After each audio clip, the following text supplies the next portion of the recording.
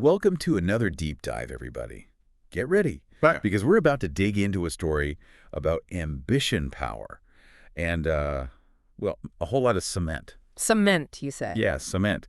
Today we are going to be looking at the, well, kind of interesting relationship between Aliko Dangote, Oh, wow. Africa's richest guy, and I know him. Bola Tinubu, Nigeria's current president. Yeah, so this is fascinating because it goes way beyond these two guys, right? Yeah. We're talking about business and politics, like how they collide Oh, yeah. and what that means for a whole country. Yeah, you're right. It's not just about Dangote making it to the top. It's about how he's managed to handle Right. Nigerian politics, right? Yeah. Like what his latest thing that Dangote Refinery will do to his relationship with Tinubu. Yeah. We're talking potential friction points. Oh, yeah. The whole shadowy oil cabal thing. Yeah. And whether this massive refinery is going to be a game changer for Nigeria or just a big headache. Okay, so to really get this, we have to start at the very beginning.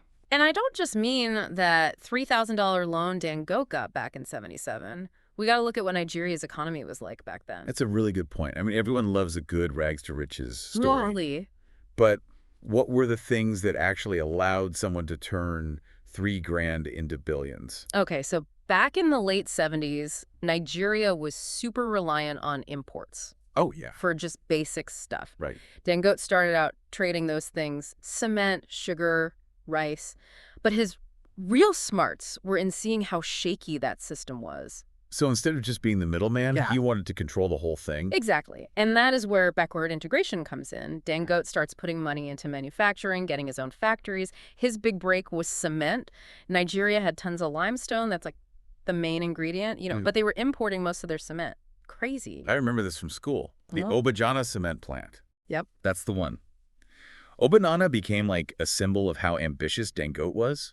Now it's the biggest cement plant in all of sub-Saharan Africa. Yeah. And it was a huge part of turning Nigeria from a cement importer into an exporter. That's a huge change. So at this point, he's already a big deal in business, right? Oh, yeah. But when did he start getting involved in politics? Was it around then or even earlier? So Dangote in politics can be traced back to the early 2000s, specifically when Olusegun Obasanjo was running for president. He was a major backer, knew that having friends in the government could be good for business. And it seems like he kept those connections going through different presidents, right? Yeah. From Obasanjo to Jonathan to Buhari, every time getting good policies, tax breaks, import licenses. And this is where it gets interesting. Some might call it crony capitalism, Right? but you could also say Dangote was being smart, lining up his business goals with what Nigeria needed to grow. Take the cement industry, for example.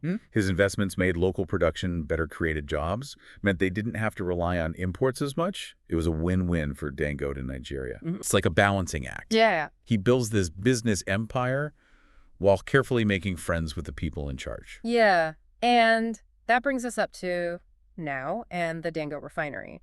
This thing is huge, a super ambitious project, and it puts him right in the spotlight, not just as a businessman, I see. but as a potential power player. Okay, before we get into the refinery and any potential issues with Tinubu, Okay. let's break down this oil cabal thing.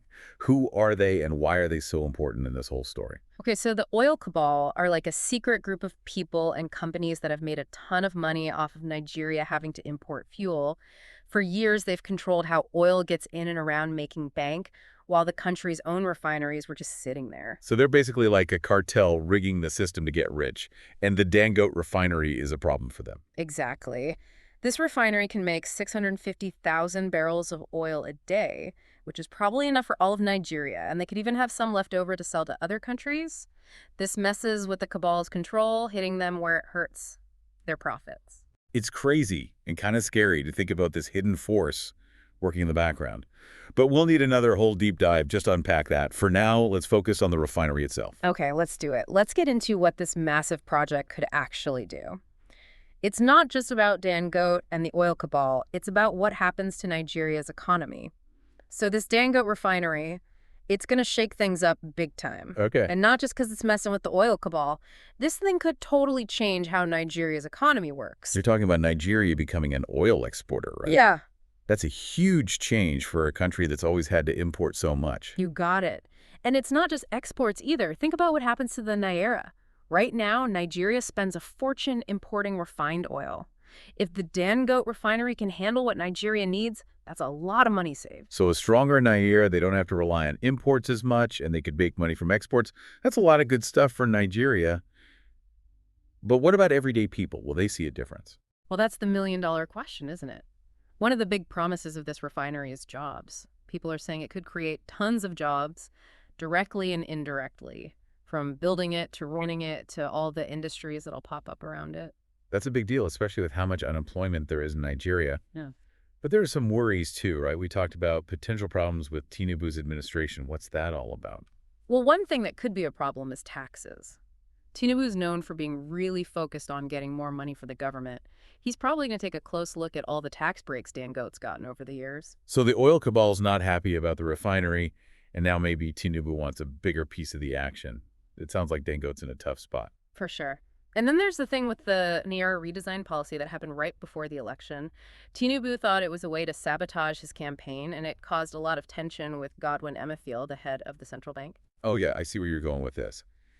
Emefiele was a big help in getting the money for the refinery.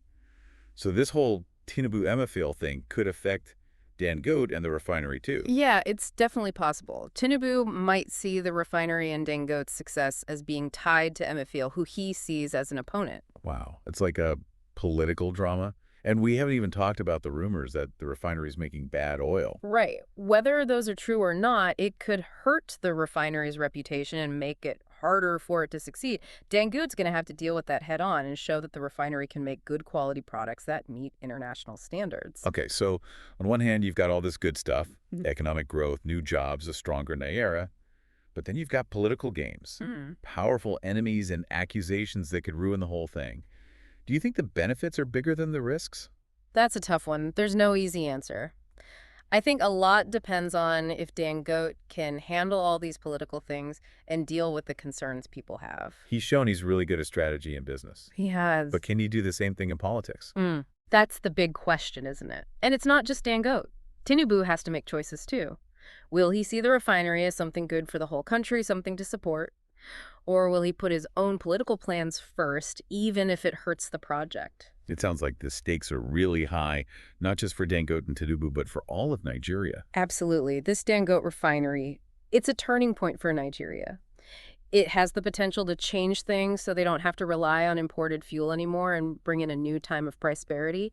But it's also a test of leadership, of vision, of whether the people in charge can put the country first instead of just themselves. And this is where it gets really interesting. If the refinery is successful, will it actually help the average person in Nigeria? Or will all the profits just go to a few people like Dangote and people connected to the government? That's the key question right there. It goes back to transparency and accountability. If they want this refinery to really transform Nigeria's economy, it can't be run in a way that only benefits a small group. That means making sure there's fair competition, no monopolies, and holding people in power accountable for what they do. We've talked a lot about politics and economics, but let's not forget about the guy behind this whole thing. Right, Aliko Dangote. He's been a major figure in Nigeria for decades. He's a complex guy, a smart businessman, a philanthropist, and someone who's not afraid to take risks. So in the last part of our deep dive, we're going to focus on Dangote himself. We'll look at how he went from humble beginnings to being the richest man in Africa, his philosophy about business, and all the things that shaped his incredible rise. All right, so we're back for the final part of our deep dive. We've gone through all the politics and the economics around the Dangote refinery. But now let's actually look at the guy who's behind it all. Aliko Dangote. It's easy to get caught up in the billions of dollars to huge projects. Yeah. But there's a human story behind every empire. Oh, absolutely. And Dangote's story is a fascinating one. He didn't start out rich or privileged or anything like that. He started with that $3,000 loan we talked about from his uncle and built everything from scratch. We've talked about his strategy, like that whole backward integration thing and how he built relationships with politicians. But what about the man himself? What kind of personality does he have? What kind of philosophies made him so successful? One thing that really stands out is how much he works. He's known for being super hands-on, involved in every little detail of his businesses. There's this story that when they were building the Obiana cement plant, he would actually check the cement bags himself to make sure they were up to his standards. Wow, that's serious attention to detail. But it's got to be more than just hard work, Round. He must have a talent for spotting opportunities and taking risks that pay off. Oh, definitely. He has a really good understanding of the market, what people need, and how to give it to them. Look at all the businesses he's in: cement, sugar, flour, fertilizer, and now oil. These are all things people need, the essentials in a growing economy. He's not chasing the latest fads. He's focused on the fundamentals. And that long-term vision that seems to be a big part of how he operates. The refinery is a great example. It's a huge project. It's taken years, and it needs tons of investment, and he's had to overcome so many obstacles. And it's not just about making money for himself either. You get the feeling that Dangote sees this refinery as his legacy, a way to really change Nigeria's economy for the better and help his people. He said many times that he wants to industrialize Africa to create jobs and opportunities for everyone on the continent. That's a pretty inspiring vision. But we can't ignore the criticisms that have been thrown his way around, like accusations of having monopolies, getting special treatment from the government, and even questions about whether the refinery is making good quality oil. Yeah, those criticisms are important to consider. Some of them might be valid concerns, but others might just be people trying to damage his reputation or protect their own interests. It comes with the territory when you're as powerful and influential as he is. It reminds us that there's usually more to the story than what we see on the surface. Nobody's just a hero or a villain. It's always more complicated than that. There are nuances and different sides to every story. And that's what's so great about doing these deep dives. We're not trying to say Dangote is a saint or a sinner. We're trying to understand what made him who he is, the choices he's made, and how he's impacted Nigeria.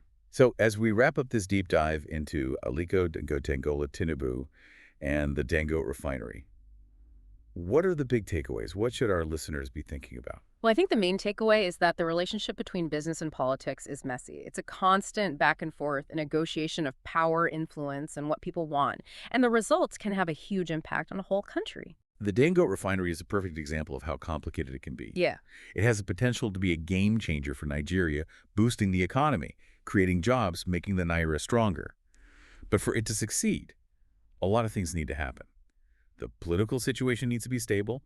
There needs to be good regulation, fair competition, and Dangote needs to be able to handle Nigerian politics, which could be pretty rough. And in the end, it's a good reminder that even people as powerful as Dangote or Tinubu don't exist in a bubble. They're part of a system, a network of relationships and institutions. And if you want to understand how power works, how decisions get made, and how things change, you need to understand that system. This has been an amazing deep dive with lots of twists and turns.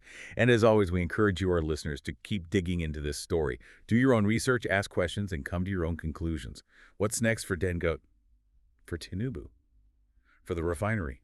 For Nigeria? Only time will tell. This is a Zeitgeist podcast distributed on www.zeitgeist.na. Thanks for listening.